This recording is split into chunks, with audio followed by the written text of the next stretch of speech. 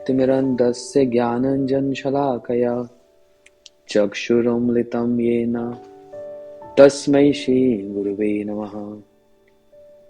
गुरुवे गौरचन्द्राय राधिकायै तदालये कृष्णाय कृष्णभक्ताय तद्भक्ताय नमो नमः। वाञ्छाकल्पतरुभ्यश्च कृपा सिन्धुभ्यैव च पतितानां पावनेभ्यो वैष्णवेभ्यो नमो नमः। नमो महावदन्याय कृष्ण प्रेम प्रदायते कृष्णाय कृष्ण चैतन्य नाम्ने गौरतुष्वे नमः। हे कृष्ण करुणा सिंधु दीनबंधु जगतपते गोपेश गोपीकांत राधाकांत नमोस्तुते। तप्त कांचन गौरांगी राधे वृंदावनेश्वरी वृषभानुसुते देवी प्रणमामि हरिप्रिये। भक्त्या विहीनाय अपराधलक्षे क्षिप्तश्च कामादितरङ्गमध्ये कृपामयि तं शरणं प्रपन्न वृन्दे नमस्ते चरणारविन्दम्। श्री कृष्ण चैतन्य प्रभु नित्यानंद श्री अद्वैत गदाधर शिवासादि गौर भक्त वृंद। हरे कृष्णा कृष्ण कृष्ण हरे हरे हरे राम राम राम हरे हरे। श्री गुरु गौरांग की कृपा से श्री चैतन्य महाप्रभु के परिकरों में अन्यतम श्री सनातन गोस्वामी जी के द्वारा रचित श्री बृहद भागवतमृतम का हम लोग श्रवण कर रहे हैं। हम लोगों ने कुछ भूमिका को श्रवण किया और आज इच्छा हो रही है कि अब आगे ग्रंथ आरंभ हो। तो बृहद भागवतमृतम का जो प्रथम अध्याय उसको भौम कहा गया। भौमः अर्थात इस पृथ्वी पर जो जो लीला होंगी उसके संबंध में विस्तृत रूप से व्याख्या की जाएगी। श्री सनातन गोस्वामी पाद जी कह रहे हैं, बड़ा सुंदर ग्रंथ का आरंभ ठाकुर जी को भगवान को प्रणाम करते हुए किया गया। नमः श्री कृष्ण भगवते श्री राधिका रमनाय। सबसे पहले प्रणाम कर रहे हैं किनको? नमः श्री कृष्णाय भगवते। श्री कृष्ण को प्रणाम कर रहे हैं जो श्री राधिका रमनाय, जो राधा रमन नाम से परिचित हैं, जिनकी राधा रमन नाम से ख्याति है, उन श्री कृष्ण का वर्णन हो रहा है। प्रथम श्लोक में बताया, जयति निज पदाब्ज प्रेम दानाव अवतीर्ण विविध मधुरिमाब्धि कोपि किशोर गंधि गत परम शांत यस्य चैतन्य रूप मद अनुभव पदम पदमाप्तम प्रेम गोपेशु नित्यम। क्या अर्थ है इसका? अब ध्यान से श्रवण कीजिए। श्लोकानुवाद में इस श्लोक का अर्थ क्या हुआ उसको श्रवण कीजिए। जो अपने युगल चरण कमलों में प्रेम वितरण करने के लिए अवतीर्ण हुए हैं, एक एक पंक्ति का, एक एक शब्द का बड़ी गरिमा है और उसका बड़ा वैशिष्ट्य है। कह रहे हैं जो अपने युगल चरण कमलों में प्रेम वितरण करने के लिए अवतीर्ण हुए हैं। श्री कृष्ण के इस संसार में आने के कुछ मुख्य कारण हैं और कुछ गौण कारण हैं। यदा यदा ही धर्मस्य इत्यादि परित्रणाय साधुना इत्यादि गीता के जो श्लोक हैं, ये भगवान के आने का कोई मुख्य कारण नहीं, ये है गौण कारण। लेकिन श्री कृष्ण के आने का जो मुख्य कारण श्री चैतन्य चेतामृत में जिसको कविराज गोस्वामी जी ने वर्णन किया, ठीक वही अनुरूप श्री सनातन गोस्वामी पाद भी जब बृहद भागवतमृतम का आरंभ ही कहां से हुआ है, बोलते हैं जयति निज पदाब्ज प्रेम दानव अवतीर्णो। जयति निज पदाब्ज प्रेम दान अवतीर्णो। आरंभ ही कहां से हुआ? जयति। जयति का अर्थ क्या? ये ग्रंथ का आरंभ ही जयति शब्द से हुआ है।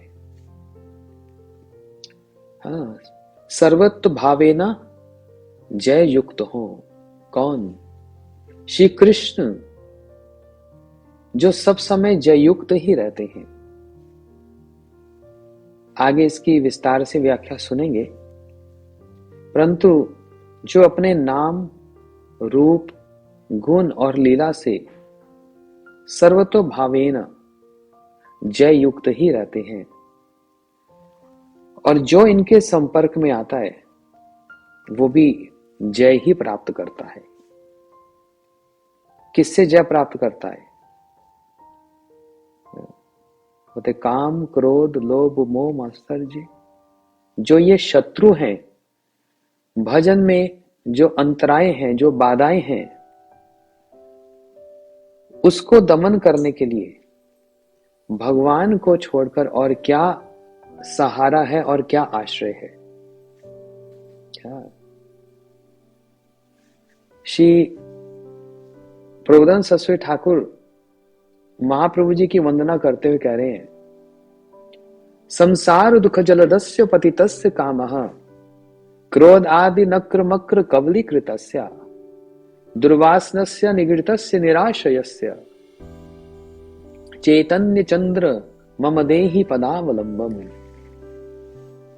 कितने सुंदर रूप से श्री प्रबोधन सरस्वती ठाकुर महाप्रभु जी के चरणों की वंदना कर रहे हैं और अपने जो अभाव को प्रकट करते हुए, दीनता पूर्वक दांतों में तृण धारण करते हुए और झूठ मूठ से नहीं, सच में अपनी स्थिति को बतलाते हुए भगवान के चरणों में प्रार्थना कर रहे हैं। संसार दुख जलदस्यो पतितस्य कामा। ये संसार कैसा है? बोलते दुख का समुद्र है। और मैं कैसा हूं? मैं बहुत कामी हूं। नाना प्रकार की कामनाओं ने मुझको घेर रखा है और मैं संसार में बार बार गोते लगाता जा रहा हूं। बाहर आने का कोई उपाय नहीं मिल रहा। समुद्र में जिस प्रकार से मगरमच्छ इत्यादि जो जंतु हैं वो खाने के लिए उपस्थित हैं, तैयार हैं, ऐसे ही संसार दुख जलदस्य पतितस्य कामा क्रोध आदि नक्र मक्र कबलीकृतस्य। ये काम, क्रोध और इत्यादि जो आगे की बात है, ये सब कैसे हैं? वो तिमिंगल, मछली और वो मगरमच्छ की भांति निगलने के लिए तैयार बैठे। इसलिए मेरा एकमात्र आश्रय, एक मेरा सहारा कौन है? दुर्वासनस्य निगृतस्य निराश्रयस्य चैतन्य चंद्र मम देहि पदावलंबम। चैतन्य चंद्र मम देहि पदावलंबम। चैतन्य चंद्र मम देहि पदावलंबम। चैतन्य महाप्रभु के जो युगल चरण कमल हैं, मैं उनका आश्रय लेता हूं, मैं उनका सहारा लेता हूं। ऐसे प्रार्थना कर रहे। इसलिए आप हे कृष्ण सर्वतो भावेना जय युक्त हो। इसलिए ग्रंथ का आरंभ ही जयति निज पदाब्ज प्रेम दाना अवतीर्णो। आपके चरण युगल, जो अपने चरण युगल में प्रेम वितरण करने के लिए अवतीर्ण हुए हैं, जय जयकार हो, आपकी जय जयकार हो। जैसे वृंदावन में सप्त देवालय हैं और उन सप्त देवालय में श्री मदन मोहन जी, जो सनातन गोस्वामी जी के द्वारा प्रतिष्ठित और सनातन गोस्वामी जी के द्वारा जो आराधित और सनातन गोस्वामी पाद जी ने जिनकी महिमा का गान किया, जिनकी सेवा की, उनके प्रणाम मंत्र में भी क्या कहा जाता है? जयताम सूत पंगुर मम मंद मतिर गति मद सर्वस पदाम भुजो श्री राधा मदन मोहन। जयताम सूतो पंगुर मम मंद मतिर गति। हे मदन मोहन जी, मेरी मति भी मंद है, भाग्य भी मंद है, परंतु जयताम सूतो पंगुर मम मंद मतिर गति मद सर्वस पदाम भुजो। फिर देखो वही पदाम भुजो की बात आई। पदम का मतलब होता है कमल और भुज आपके चरण कमल। दोनों चरण कमलों में मेरी यही प्रार्थना है, श्री राधा मदन मोहन। तो जहां पर भगवान को जय युक्त हो, जय जय करते हुए हम उनकी जय जयकार करते हैं, तो उनको जय जयकार करने की आवश्यकता क्या है? वो तो पहले से ही जय युक्त हैं। लेकिन उनकी जय करने से हमारी इंद्रियों से, हमारे मन से हमारी जय जयकार हो जाएगी। इंद्रियों से हम जय युक्त हो जाएंगे। ये जो भजन में अंतराएं हैं, जो बाधाएं हैं, उससे जय युक्त हो जाएंगे। इसलिए जयताम सूतो पंगुर मम मंद मतिर गति। और भागवत जी में भी गोपियों ने क्या कहा?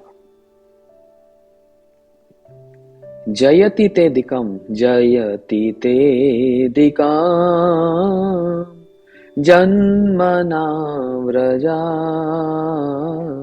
शयत इंदिरा शाश्वदात्र हि दयित दीक्षुता दीक्षुतावका त्वयि धृता सवास तम विचिन्वते जयति ते दिकम जन्मना व्रजा। गोपी गीत जो गोपियों ने गाया, उसका आरंभ कहां से हुआ? वो थे जयति से। श्री कृष्ण जय युक्त हो, जय युक्त हो।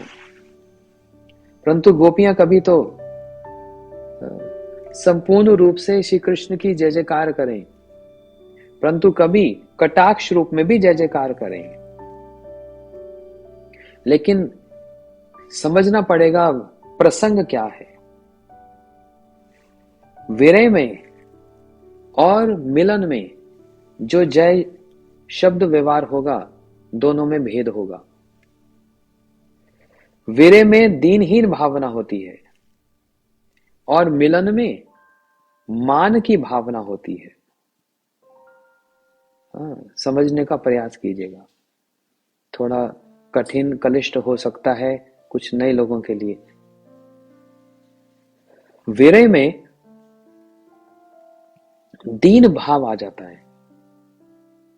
अच्छा, उदाहरण रूप में, घर में पति पत्नी रहते हैं, लेकिन मान लो यदि पति को 5 साल के लिए कहीं जाना पड़े, कहीं विदेश यात्रा में, और 5 साल तक वो लौट के अभी आने की कोई संभावना नहीं, तो पीछे से घर परिवार और पत्नी वे कितनी पति की कितनी महिमा को उस समय अधिक जानेगी जब उसको विरह होगा। उस समय उसकी महिमा को जानेगी और दीनहीन भाव रखेगी। अच्छा, आप जल्दी चले आना। और जब मिलन होगा, जब एक साथ रहते हैं, तो ऐसा नहीं कि प्रेम नहीं है, प्रेम है, परंतु बड़ा साधारण सा हो जाता है, एक स्तर पर चलता है, और उसमें कभी ऊंचा नीचा भी हो जाता है, ऊंची नीची बात भी हो जाती है। लेकिन विरह में ऊंची नीची बात नहीं होती, विरह में दीनता आती है। गोपियां जब विरह में गोपी गीत तो वीरे का ही तो गीत है। उसमें जयति ते दिकम जन्मना व्रजः, जय जय करके गा रही है। जब से हे श्याम सुंदर आपने ब्रज में जन्म लिया, ये ब्रज लक्ष्मी का, रमा का क्रीड़ा स्थल हो गया। शयत इंदिरा शाश्वत अत्र ही। तो गोपी गीत का आरंभ भी जय से हुआ। दशम स्कंद में, श्रीमद् भागवत के दशम स्कंद जो संपूर्ण भागवत का सार है, उन दशम स्कंद में श्री कृष्ण की जन्म लीला से लेकर और मथुरा द्वारका लीला, ये 90 अध्याय है। श्री सुखदेव गोस्वामी पाद संपूर्ण कृष्ण लीला का वर्णन करके जब 90 अध्याय के आसपास पहुंचे, तो उन्होंने सारी कृष्ण लीला को एक श्लोक में ही समेटना चाहा। और बड़ा सुंदर श्लोक है, यदि आप लोग सब याद करें तो। जयति जन निवासो देव की जन वादो। अभी उसकी व्याख्या नहीं करने जाएंगे, क्योंकि हमारा प्रसंग अभी कहीं और दिशा में चला जाएगा। जयति दे दिगम जन्मना व्रज, जयति जन निवासो देव की जनवादो, यदुवर परिसर स्वभि असन धर्मा, स्थिर चर विरजेना सुस्मेता श्री मुखेना, ब्रजपुर वनिता नाम वर्धन कामदेव। ये संपूर्ण 90 अध्याय की श्री कृष्ण की लीला, जो जन्म से लेकर और द्वारका तक की, उसका जो सार, उसको समेट कर सुखदेव गोस्वामी जी ने एक श्लोक में ही मिथम च सारम च, सार रूप में ही सारी कृष्ण लीला का वर्णन कर दिया। और उसका आरंभ भी कहां से किया?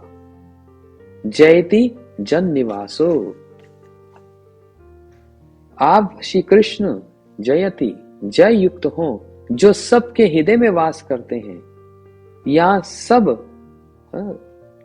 कृष्ण के भीतर वास करते हैं। क्यों हम लोग कहते हैं कि भगवान का आविर्भाव हमारे हृदय में हो जाए, भगवान का जन्म हमारे हृदय में हो जाए? क्या भगवान हृदय में नहीं है? भगवान तो हृदय में है। हम उनको नहीं देख पा रहे, लेकिन वो तो हमको देखते हैं। हम उनको नहीं समझ पा रहे, परंतु वो तो हमको समझते हैं। हम उनकी इंद्रियों को स्पर्श नहीं कर पाते, परंतु वो तो हमारी सभी जानकारी रखते हैं। लेकिन किस रूप में भगवान हृदय में विराजमान है? परमात्मा के रूप में, परमात्मा के रूप में विराजमान है। स्वयं श्री कृष्ण विराजमान नहीं है। कृष्ण किनके हृदय में विराजमान है? वो तो ब्रज गोपियों के हृदय में विराजमान है। यशोदा मैया नंद बाबा के हृदय में, सुबह श्रीदाम जो ब्रज के सखा, उनके हृदय में विराजमान। तो इसलिए जो भक्त होता है, वो अपने इष्ट को अपने हृदय में उसी स्वरूप में विराजमान होते हुए दर्शन करता है। वो परमात्मा रूप में दर्शन नहीं करता। परमात्मा रूप में दर्शन, परमात्मा के 4 भुजाएं हैं, शंख चक्र गदा पद्म धारण करके विराजमान। लेकिन परमात्मा करते क्या है? ना बोलते हैं, ना कुछ करते हैं। परमात्मा क्या करते हैं? बस साक्षी है, बस साक्षी है। हमारी क्रियाओं के, हमारे कर्मों के बस साक्षी है। लेकिन भजन का कौशल और भजन का गौरव है अपने इष्ट श्री राधा कृष्ण युगल को अपने हृदय में अवतीर्ण कर लेना। परमात्मा तो पहले से है, परंतु युगल राधा कृष्ण हृदय में अवतीर्ण हो जाएं, ये भजन का कौशल है। तो सेवक अपने इष्ट को अपने हृदय में धारण रखता है। जैसे हनुमान जी ने अपने हृदय में किसको दिखलाया? परमात्मा को दिखलाया? नहीं, अपने इष्ट अपनी छाती को फाड़कर किसका दर्शन कराया? सीताराम, सीताराम, सीताराम। हाँ, ये है इष्ट की बात, अपने इष्ट को हृदय में धारण करना। तो जयति जन निवासो देवकी जनवादो, बड़ी इसकी विस्तृत व्याख्या है। और क्यों ना हो, ये दशम स्कंद भागवत जी का और कृष्ण लीला का सार है। तो इसलिए सनातन गोस्वामी पाद जी ने श्री बृहद भागवतमृतम का आरंभ ही एक शब्द से किया, जयति, कि हे कृष्ण, मैं तो इस संसार में पराजित हो रहा हूं, आप मेरी इंद्रियों के स्वामी हैं, परंतु मैं अपनी इंद्रियों का स्वामी आपको बना नहीं पा रहा हूं। मैंने अपने मन को अपनी इंद्रियों का स्वामी बनाया है, और मैं उस मन के, उस मालिक के अनुगत्य में एक नौकर बनकर जहां वो मेरा मन ले चलता है, मैं उसी दिशा की ओर और उसी इंद्रियों की भोग की ओर मैं प्रेरित हो जाता हूं। ये मन की बात। हाँ, परंतु मैं अपना मालिक बदलना चाहता हूं। अभी तक हम अपने मालिक मन को बनाते आए, परंतु अब ये इच्छा होती है वो मालिक बदल जाए, और मालिक कौन हो जाए? बोलते हैं श्री कृष्ण हो जाए। प्रहलाद महाराज जी ने ही कहा, मैं आज तक अपने एक मालिक की सेवा करता आया, कमादि कति न पालित दुर्निर्देश, लेकिन वो मालिक ऐसा कि जिसके अंदर छोटी सी भी कोई करुणा नहीं है, वो तृप्ति नहीं होता। कहता है और सेवा करो, और सेवा करो, और सेवा करो। और मैं उसकी सेवा करता आया अभी तक, आज तक उसकी सेवा करता आ रहा हूं, कभी संतुष्ट नहीं होता। इसलिए मैंने विचार किया मालिक को बदल दिया जाए। मैंने विचार किया मालिक को बदल दिया जाए। तो इसलिए अब मैंने उस मालिक को बदलकर, किस मालिक की बात कर रहे हैं? कामना रूपी मालिक, काम रूपी मालिक, जिसकी मैं जितनी सेवा करता हूं, जितनी सेवा करता हूं, कहते हैं और कर, और कर, तू तो मेरा नौकर है, और कर, और कर, कभी संतुष्ट नहीं हुआ। तो इसलिए मैंने अपने मालिक को बदल दिया। अब मैंने अपने मालिक किसको बनाया? बोलते भगवान, उन मदन मोहन जी को। जयताम सूतो पंगुर मम मंद मतिर गति, जबकि मैं मंद बुद्धि वाला हूं, जबकि मैं काम क्रोध में लिप्त हूं, तब भी मेरा कोई सहारा है, कोई आश्रय है। बोलते हैं कौन? श्री राधा मदन मोहन, उनके चरण कमल मेरे आश्रय हैं। श्री चैतन्य महाप्रभु के चरण कमल, चैतन्य चंद्र मम देहि पदावलंबम, वे महाप्रभु जी के चरण युगल मेरे आश्रय हैं। इसलिए जयताम, जयति, जयति, जयति, आपकी जय जयकार हो, जय जयकार हो। आप मेरी इंद्रियों पर जय कर लो, मैं आपको अपना मालिक बनाना चाहता हूं। और आपको मालिक बनाने का अर्थ क्या है? अल्प सेवा प्रभु बहु करी मानी, ये भगवान का स्वभाव है। काम को अपना मालिक बनाया, मन को अपना मालिक बनाया, तो वो कहता है और सेवा करो, और सेवा करो, कभी संतुष्टि नहीं होता। लेकिन जब मैंने भगवान को अपना मालिक बनाया, तो अल्प सेवा प्रभु बहु करी मानी, थोड़ी सी इनकी सेवा की जाए तो ये इसको बहुत बड़ा विराट करके मान लेते हैं। ये भगवान का स्वभाव है। ओहो, तुमने मेरे चरणों में तुलसी अर्पण कर दी, और तुमने एक बार मेरा नाम हरे कृष्ण जप कर लिया, और तुमने एक बार एकादशी का व्रत कर लिया। भगवान भक्ति नहीं देते। श्री माधुर्य कदमनी में श्री विश्वनाथ चक्रवर्ती ठाकुर जी इस बात का उल्लेख कर रहे हैं। संसार की ये धारणा कि मैं भगवान के पास जाऊंगा और वो सारी मेरी इच्छा मनोकामना को पूर्ण करेंगे, और अपने साथ एक एविडेंस भी लेके जाते हैं, एक रेफरेंस भी लेके जाते हैं। आपने कहा ना भागवत जी में, अकामो सर्व कामो व मोक्ष काम उदारी ही। कोई कामना लेकर आए या निष्काम भावना से आए या फिर कोई मोक्ष की इच्छा लेकर आए, मैं सबकी मनोकामना पूर्ण करता हूं। तो मैं भी फिर एक कामना लेकर आया, आप मेरी वो कामना पूरी करो। बोलते कौन सी कामना लेकर आया? भक्ति। आप मुझको अपनी भक्ति प्रदान करो। ये कोई मांगता है? बहुत कम लोग मानते हैं। जो इस भक्ति का मोल समझते हैं, जो इस भक्ति का मूल्य समझते हैं, वे इस भक्ति की कामना लेकर भगवान के पास आते हैं। और जब भक्ति की कामना लेकर जाते हैं तो अपने आप को दीनहीन भाव से जाया जाता है, अपने आप को मूर्ख और मंद बुद्धि बोलकर ही जाया जाता है। यदि ये बोलकर जाएंगे, हे प्रभु, हे मेरे भगवान, मैं तो बड़ा समझदार हूं, मैंने सब ज्ञान अर्जित कर लिया है और मुझ में वैराग्य भी बहुत है, तो फिर भगवान कहेंगे जब सब कुछ प्राप्त कर ही लिया तो फिर मेरे पास क्यों आया?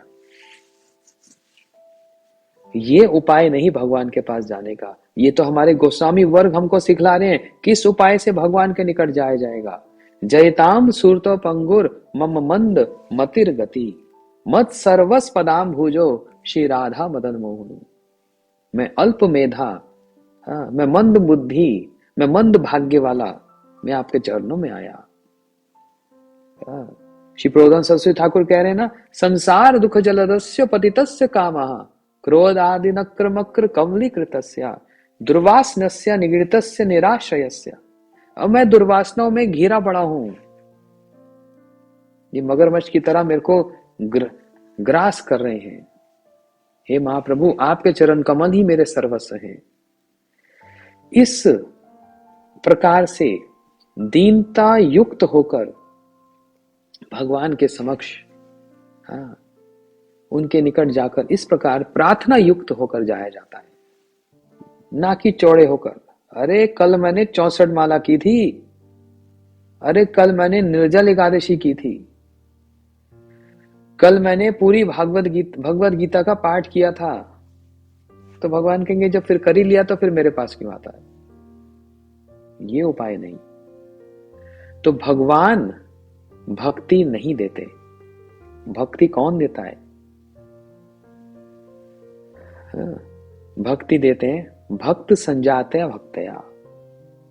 भक्त ही भक्ति दे सकते हैं।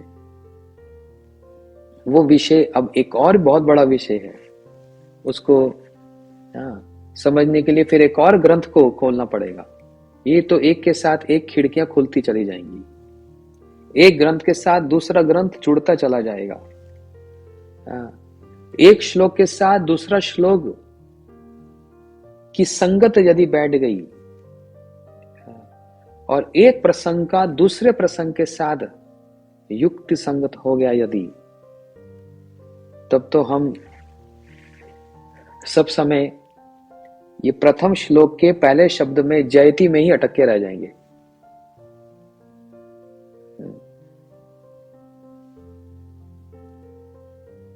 जयति में ही रह जाएंगे। इसलिए उन सभी ग्रंथों को, उन सभी प्रसंगों को, उन सभी महिमा को प्रणाम करके वो भी सुनेंगे बीच बीच में। लेकिन यहां पर विशेष रूप से जो बात समझने वाली है, भक्त के संग से ही भक्ति प्राप्त होती है।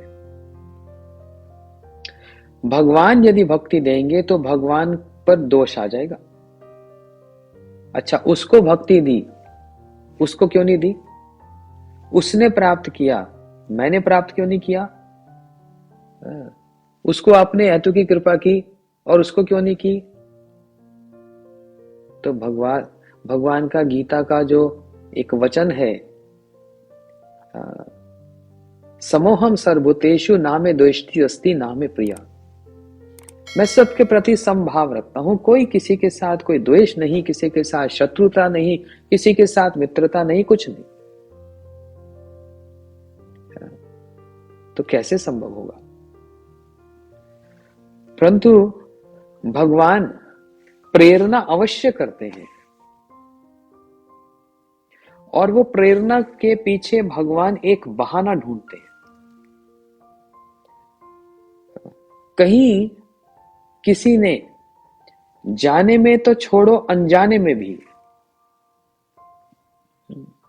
कोई भक्ति क्रिया को कर लिया, भक्ति उन्मुखी क्रिया को कर लिया, भक्ति के प्रसंग युक्त कोई क्रिया को कर लिया, भगवान को एक बहाना मिल जाता है, अब ये तो भक्ति का अधिकारी हो गया, अब मेरे पे कोई दोष नहीं आएगा। यदि मैं अपने द्वारा या अपने परिकर के द्वारा इसको भक्ति प्रदान करता हूं तो मुझ पर किसी प्रकार का कोई दोष नहीं आएगा। क्यों? अरे इसने एकादशी कर ली थी ना। एक जगह भागवत कथा हुई, कोई महाराज जी कथा कर रहे थे और भक्त लोगों ने प्रेरित होकर इंस्पिरेशन से एकादशी का व्रत आरंभ कर लिया। अच्छा, ज्यादा नहीं कर पाए, एक दिन ही किया था, क्योंकि उस समय लोहा गर्म था ना। भगवान की भागवत की कथा सुन रहे थे और जो महाराज कथा कह रहे थे उन्होंने कहा एकादशी का व्रत सबके लिए अनिवार्य है। हाँ, तो वो भागवत के बीच में जो एकादशी आ गई उसको कर लिया, बाद में तो फिर कर नहीं पाए। भगवान को तो एक बहाना मिल गया, अब ये तो भक्ति का अधिकारी हो गया। क्यों क्यों क्यों? माधव तिथि भक्ति जननी जतने पालन कोरी। ये तो भक्ति की जननी है क्या, माधव तिथि? तो इसने तो एकादशी का व्रत कर लिया। अच्छा, ये व्यक्ति भक्ति का अधिकारी हो गया। कौन? बोलते ऐसे ही किसी ने तुलसी का पत्ता हाथ में दे दिया, या फिर मंदिर में जा रहे थे, बगीचे में तुलसी लगी थी, ऐसी तोड़ ली। महिमा तो जानते नहीं तुलसी की क्या, लेकिन तुलसी जी का स्पर्श भी हो गया, तुलसी जी का दर्शन भी हो गया, और वो तुलसी जी लाकर सोचा इसको क्या करूं, भगवान के चरणों में अर्पण कर दूं। जहां ठाकुर जी को, गिरिराज जी को, शालिग्राम जी को वो तुलसी अर्पण कर दी, बस भगवान तो कह रहे हैं लो ये तो भक्ति का अधिकारी हो गया, मेरे को तो एक बड़ा अच्छा एक सुयोग मिल गया इसको भक्ति का अधिकारी बनाने का। क्यों? तुलसी दल मात्रे न जलस्य व चुलकेन वा विक्रियात्म स आत्मे भक्तेव भक्त जन प्रिया। भगवान का एक वचन है, जो हाथ में तुलसी दल लेकर मुझको अर्पण करता है, मैं अपने आप को उसके हाथों बेच देता हूं। हो गया ना भक्ति का अधिकारी। तो इस प्रकार से भगवान बहाने ढूंढते हैं, और यही बहाने गुरुजन वैष्णव लोग स्थान स्थान पर जाकर इन्हीं बहानों का ही विस्तार करते हैं, विस्तार करते हैं। किसी ने एक बार कथा सुन ली, भक्ति का अधिकारी हो गया। किसने अनजाने में भगवान के मंदिर में प्रवेश करके घंटी बजा दी, भगवान की प्रसन्नता का विषय हो गया, भक्ति का अधिकारी हो गया। तो वहां तक ले जाने के लिए, वहां तक पहुंचाने के लिए, उस बहाने में प्रतिष्ठित करने के लिए किसका योगदान? बोलते वो जो साधु महात्मा जो सर्वत्र विचरण करते हैं और भक्ति को वितरण करते हैं, और भगवान को एक बहाना मिल जाता है उसको भक्ति देने का। इसलिए कहा गुरु कृष्ण प्रसादे पाए भक्ति लता बीज, ब्रह्मांड भ्रमिते कौन भाग्यवान जीव। 14 भुवनों से बना हुआ जो ब्रह्मांड, इसमें भ्रमण करते करते करते करते करते करते करते करते क्या होगा? कौन भाग्यवान जीव, कोई एक भाग्यवान व्यक्ति। गुरु कृष्ण इन दोनों की साठगांठ है। किनकी? भगवान की और गुरु जी की। इन दोनों का एक मिशन है, दोनों मिले हुए हैं। बोलते हैं ना ये दोनों मिले हुए हैं जी, और ये दोनों का कुछ प्लानिंग चल रही है जी। ये दोनों ही मिले हुए हैं। एक तो उन बहानों को वितरण करता है और दूसरा उन वाहनों का आश्रय लेकर भक्ति प्रदान करता है, तो वास्तव में दोनों ही क्या करना चाहते हैं? हमको भक्ति प्रदान करना चाहते हैं। इसलिए गुरु कृष्ण प्रसादे पाए भक्ति लता बीज। उस सौभाग्यवान व्यक्ति को भक्ति की जो लता है, वो लता जो यहां से चलती चलती स्वर्ग लोक, ब्रह्म लोक और सारे वैकुंठ आदि लोगों को भी भेद करती हुई श्री गोलोक वृंदावन में श्री कृष्ण पदाम्बुज, श्री कृष्ण के चरण युगल का जो वो लता आश्रय लेती है, तहीं जाकर उसको शांति होती है, तभी जाकर उसको शांति होती है। लेकिन उस भक्ति लता का जो बीज वो आरोपित कौन करता है? बोलते हैं वो गुरुजी आरोपित करते हैं। पहले कृष्ण की कृपा से गुरुजी की प्राप्ति और फिर गुरुजी की प्राप्ति से फिर कृष्ण की प्राप्ति, दोनों मिले हुए।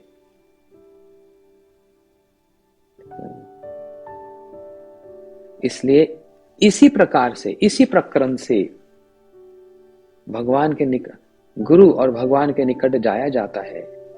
अपनी महिमा, अपनी प्रशंसा प्रदर्शित करते नहीं, अपने अवगुणों को और अपने अभावों को प्रदर्शित करते हुए उनके निकट जाया जाता है। संसार दुख जलदस्यो। और गुरु जी के अष्टकम में क्या कहते हैं? संसार दावा नवनीर लोका। मैं इस संसार रूपी दावानल में, वो वन में, जंगल में जो आग लग गई, मैं उसमें जल रहा हूं। त्रनाय कारुण्य घना घनात्वम प्रप्तस्य कल्याण गुण ऋणवस्य वंदे गुरु श्री चरणारविंदम। श्री गुरु जी आप ऐसी वर्षा करते हैं कि ये संसार की जो अग्नि जो चारों ओर से हमको जलाई हुई है, लेकिन बहुत कम लोग ये अनुभव भी कर पाते हैं कि सच में अग्नि में हम जल रहे हैं, लेकिन सबको लगता है हम तो शांति में, शीतलता में बैठे हैं। धन की अग्नि, जन की अग्नि, इन सारी अग्नियों में हाय पैसा, हाय हाय लोग, ये हाय हाय हाय हाय हाय हाय, इसी में ही जलते जा रहे हैं। लेकिन जो इससे उभरना चाहता है, जो इससे निकलना चाहता है, वो फिर प्रार्थना करता है, संसार दावा नवनीत लोका। गुरुजी मेरे को इस अग्नि से बाहर निकालो, ऐसी वर्षा कर दो जिससे ये अग्नि शमित हो जाए। इसलिए भगवान आपके श्री चरणों में हमारी यही प्रार्थना, इसलिए जयति, आप जय युक्त हो, जय युक्त हो, जय युक्त हो। ये तो एक प्रकार की व्याख्या, परंतु भगवान का एक नाम जय कृष्ण भी है और भगवान का एक नाम विजय कृष्ण भी है। अब जय और विजय में क्या अंतर है? एक राजा दूसरे राज्य पर आक्रमण करता है और युद्ध जीत लेता है, तो क्या बोलते हैं? इस राजा की क्या हुई? इस राजा की जय हुई। और साथ ही साथ अगर यह भी कह दिया जाए इस राजा की विजय हुई, तो कोई भेद है? एक ही जैसा, समानता को ही प्राप्त है, एक जैसे ही लगते हैं। लेकिन इसके पीछे बहुत बड़ा सिद्धांत है। जय तो भगवान, इतने कितने श्लोक हैं, जयताम सूत पंगुर जयति जन निवासो देवकी जनवादो, और हमारे भजन भी यहीं से आरंभ होते हैं, जय जय गौरचंद्र आरती को शोभा, राधे जय जय माधव दयिते। कितने, हर स्थान पे तो जय जय ही लगता है।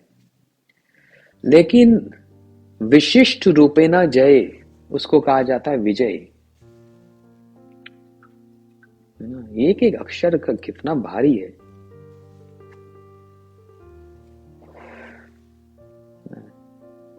और इन अक्षरों को, इन श्लोकों को, इन ग्रंथों को हाँ, हमारे गोस्वामी वर्गों ने मंथन करके हमारे सामने माखन परोस दिया, परिश्रम उनका, और हम आ गए छीना झपटी करके उस माखन को खाने के लिए, क्योंकि सार तो माखन ही निकलता है। परिश्रम किसने किया, और उसका जो सार जब निकला तब तो सारे आ गए उसको समेटने के लिए, लपेटने के लिए। परिश्रम किया हमारे आचार्यों ने इस ग्रंथ को, जो भागवत जी का सार है, बृहद भागवतमृतम, तो जैसी माखन निकला हमारे जैसे सारे भक्त लोग टूट पड़े उस माखन को ग्रहण करने के लिए। लेकिन इसमें कोई दुविधा तो नहीं है, उन्होंने हम लोगों के लिए तो किया, लेकिन दुविधा तब है जब उनके ऋण को, उनकी प्रशंसा को हम यदि ना करें तो। सोचें, ये तो मैंने अपने बल पर, अपनी समझ से अर्जित कर लिया। समस्या यहां आ जाती है कि अब मैं ही विद्वान हो गया, मैं ही पंडित हो गया। तो भैया तुम पंडित कहां से होए, तुमने सीखा कहां से? ग्रंथ को पढ़ के तो। हाँ, जिनके ग्रंथ को पढ़कर समझ आई, उनकी महिमा और उनकी जय जयकार भी एक बार नहीं की, तो ये ऋण, ऋणी हो गए। ये तो अच्छी बात नहीं। इसलिए एक तो जय और एक हो गए विजय, जहां पर विशिष्ट रूपे न जय, विशेष रूपे न जय, विशेष रूप से जय हो गई श्री कृष्ण की। और उसका अर्थ क्या? जहां पर श्री कृष्ण जो सब समय जय युक्त ही रहते हैं, लेकिन अपनी स्वतंत्र स्वभाव से और अपनी इच्छा से पराजय को गले लगाते हैं, पराजय को अंगीकार करते हैं, और अपने भक्त को ऊंचा करके अपने आप को जो छोटा मानते हैं, वही कृष्ण का नाम विजय कृष्ण हो जाता है। समझे? जहां पर अपने भक्त के वचन को पूर्ण करने के लिए अपने वचन को भी खंडित कर जाते हैं, अपने भक्त की महिमा को बढ़ाने के लिए। श्री कृष्ण ने महाभारत के युद्ध से पहले वचन लिया, मैं कभी अस्त्र शस्त्र ही नहीं उठाऊंगा। दूसरी ओर भीष्म जी ने भी वचन ले लिया, मैं भी अपने पिता का पुत्र नहीं यदि आपके हाथ से अस्त्र न उठवा दिया तो। बताओ, दोनों ही अपने अपने वचन लेकर बैठ गए। भीष्म कम है? 12 महाजनों में एक है भीष्म जी। एक उन्होंने वचन ले लिया और एक भगवान ने वचन ले लिया। अब क्या करें? भगवान कहते हैं मेरा वचन भले ही टूट जाए, लेकिन मेरे भक्त का वचन अटूट ही रहेगा। इतनी ममता है भगवान को अपने भक्तों के साथ। मेरा वचन भले ही टूट जाए, परंतु मेरे भक्त का वचन सदैव अटूट ही रहेगा। इसलिए तो इसी कारण से तो गीता जी में सारे श्लोक श्री कृष्ण ने कहा, अधिकांश श्लोक श्री कृष्ण ने ही कहे, लेकिन श्री कृष्ण अर्जुन से कह रहे हैं इतना सब कुछ मैंने कह दिया, एक लाइन तुम भी बोल दो। क्या बोलना है प्रभु? कौन्त्याः प्रतिजानी नामे भक्त परनश्यति। कुंती पुत्र अर्जुन, ये घोषणा कर दो मेरे भक्त का कभी विनाश नहीं होता। तो मेरे को क्यों बोलते हो? इतने सारे श्लोक आपने बोले, मैं तो बीच में आपसे किसी प्रकार की बाधा डाली नहीं, सारी बात आप ही बोल रहे हो। अच्छा, ये वाला श्लोक भी पूरा आपने ही बोल दिया।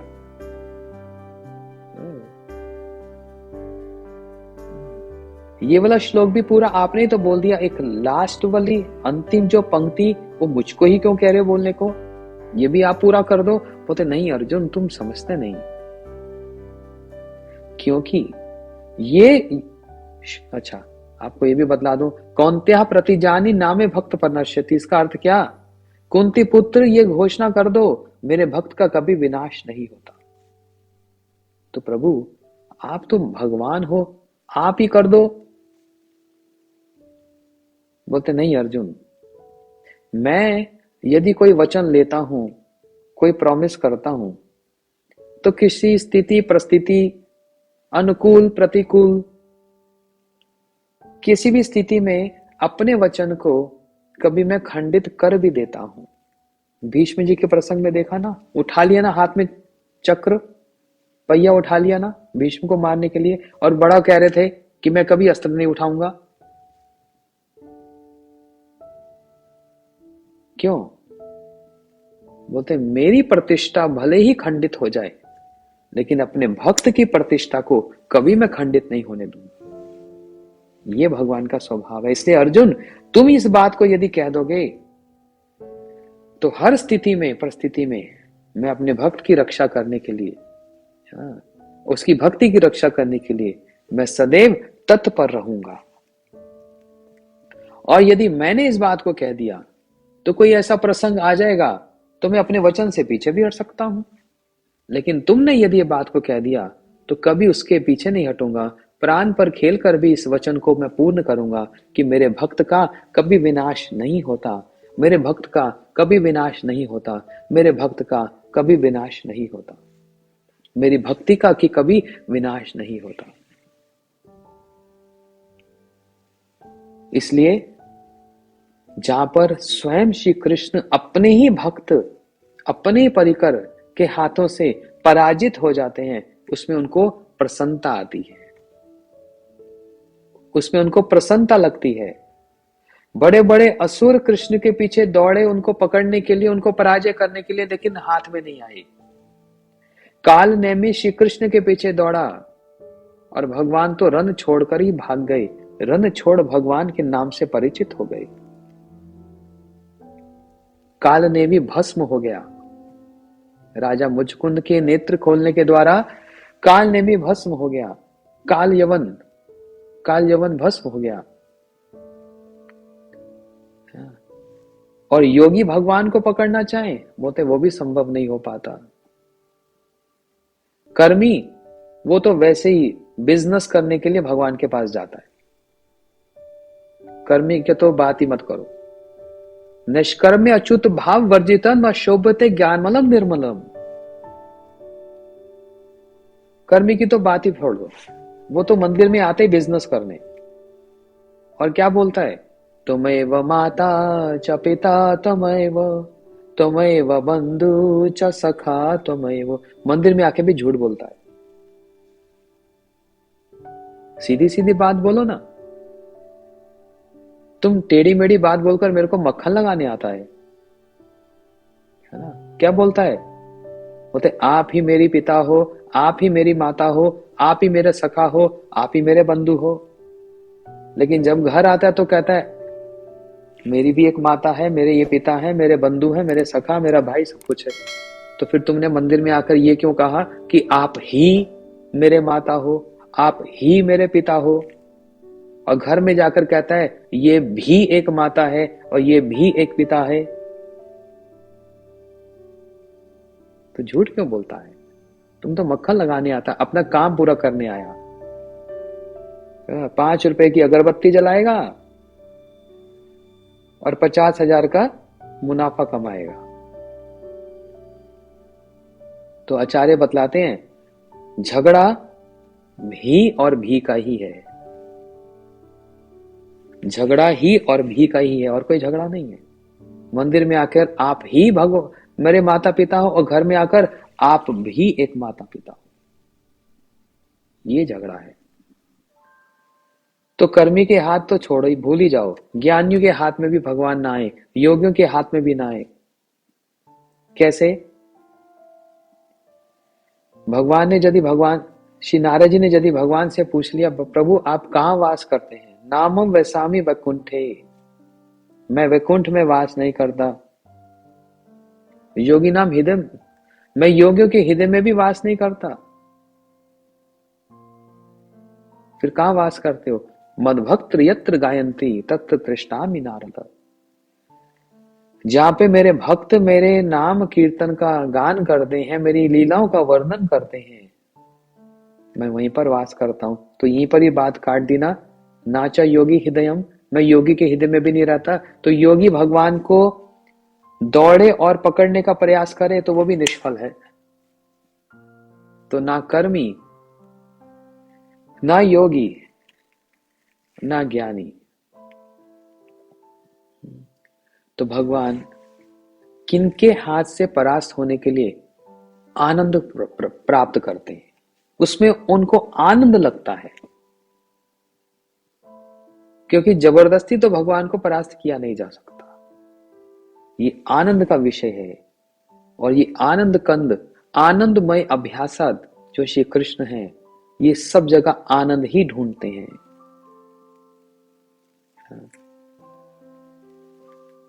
इसलिए है तो जयति जयति जयति जयति, सब जगह तो यही आरंभ होता है, जय से ही आरंभ होता है। लेकिन जब अपनी पराजय को स्वीकार करते हैं, इसमें इनको और आनंद लगता है।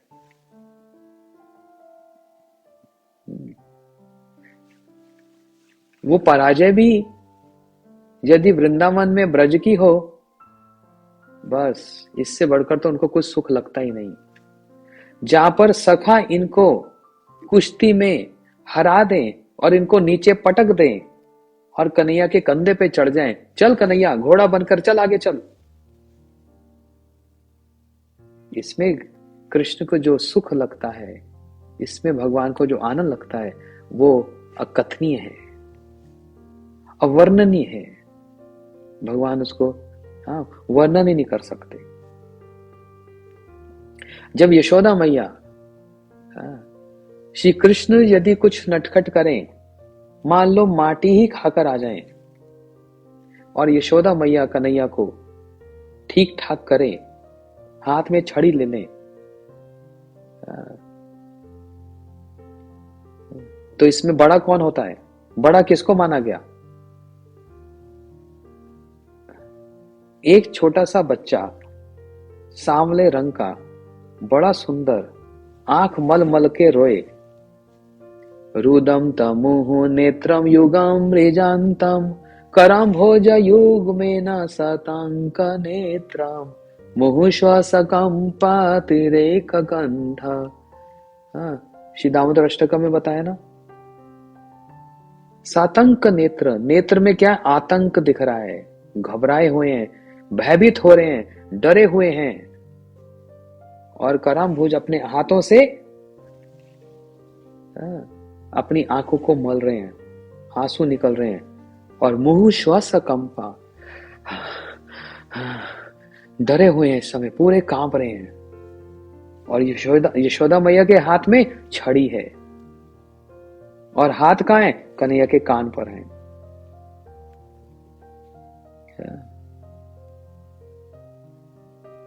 तो ऐसी स्थिति में बड़ा कौन है और छोटा कौन है?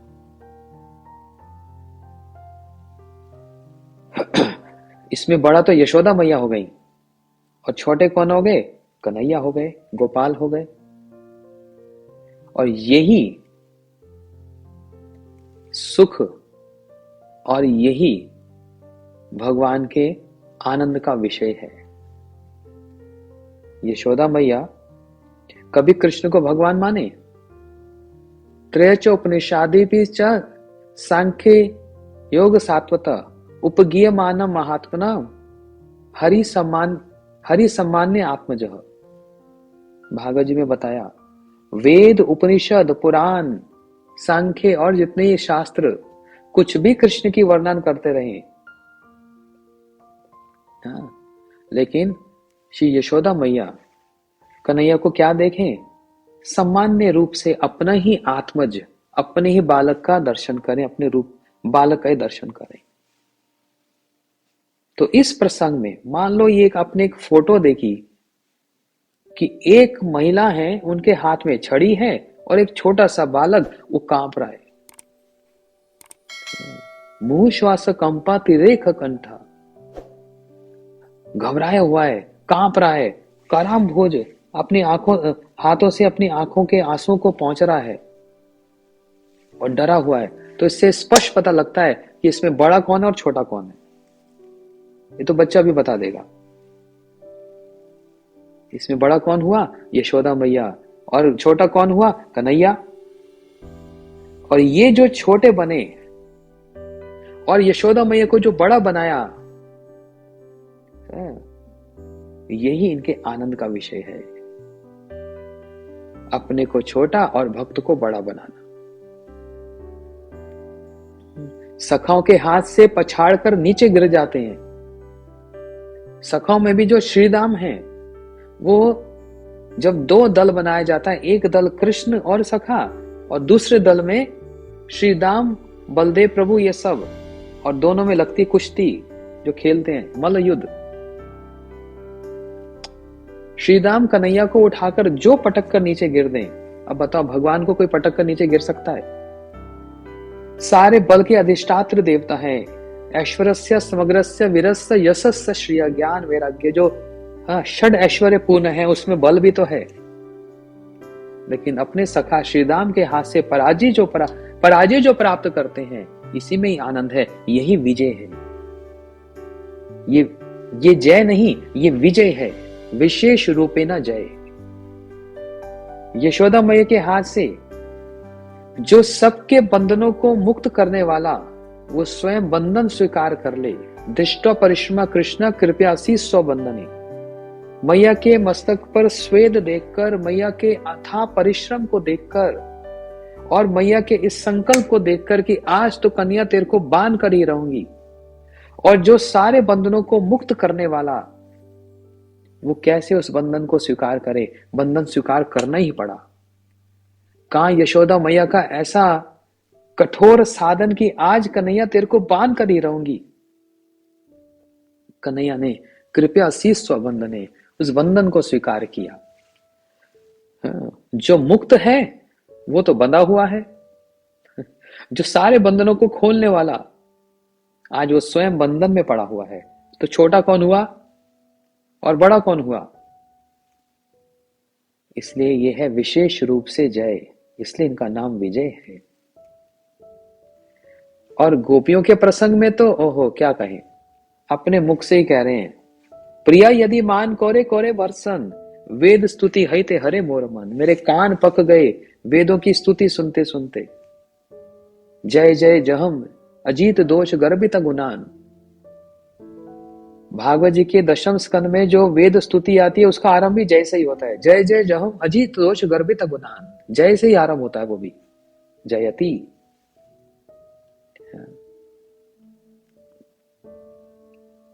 तो बोलते मेरे कान पक गए, ये वेदों की स्तुति सुनते सुनते मेरे कान पक गए। तो प्रभु आप क्या सुनना चाहते हैं? प्रिया यदि मान कोरे कोरे भरसम। मेरी जो प्रियाएं हैं, मेरी जो ब्रज गोपियां हैं, और उनमें भी जो राधा जी, यदि वो मान करती हैं और कठोर शब्दों के द्वारा मेरे हृदय को जो भेद देती हैं, उस कठिन शब्दों के द्वारा, कठोर शब्दों के द्वारा जो मुझको पराजय प्रदान कर देती हैं, वो मुझको सबसे अधिक प्रिय है।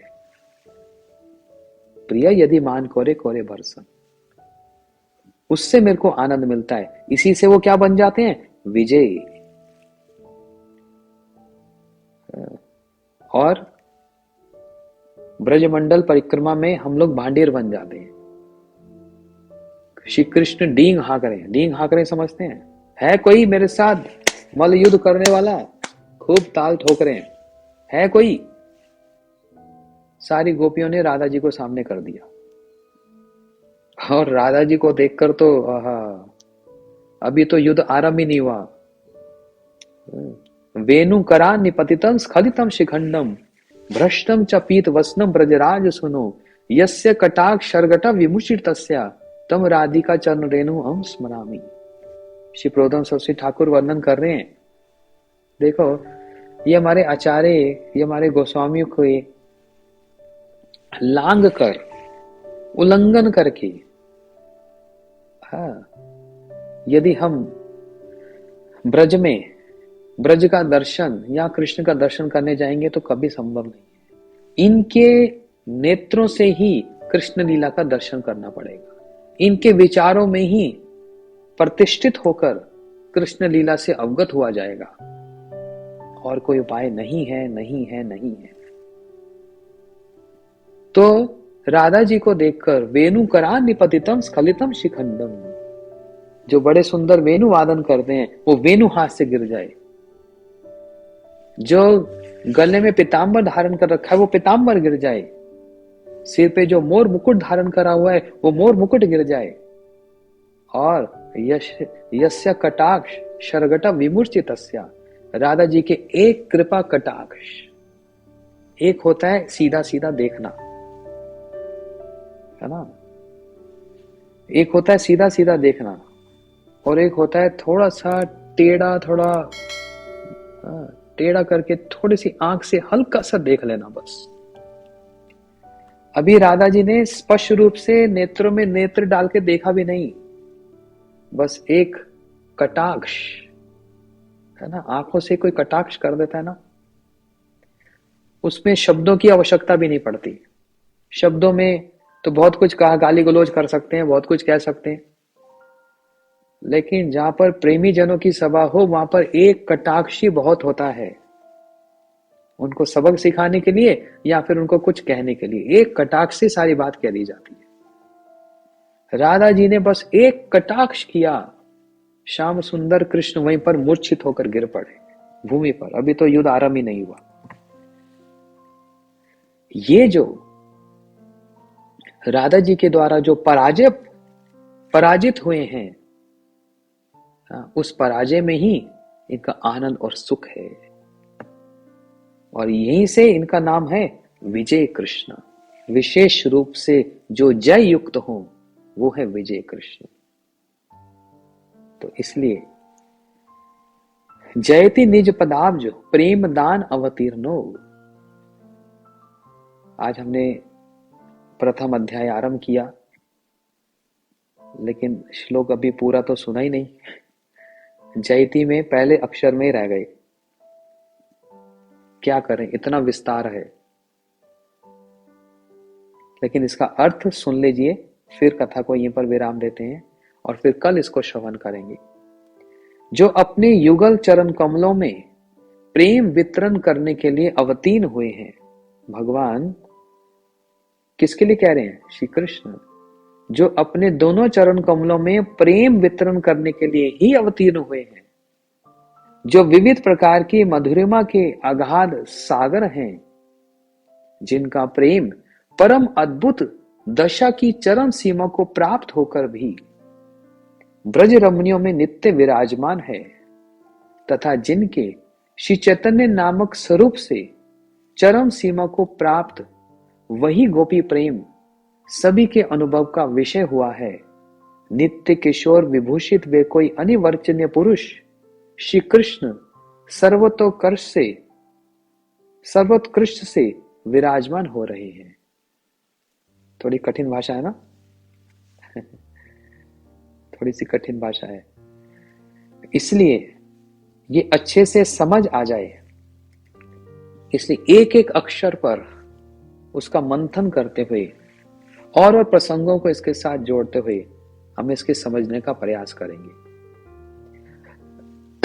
ग्रंथ पठन पाठन का एक उपाय तो एक तरीका ये कि बस श्लोक उच्चारण कर लिया, अनुवाद पढ़ लिया और पढ़ते पढ़ते पढ़ते पढ़ते पढ़ते आगे बढ़ रहे हो, एक तो ये उपाय है।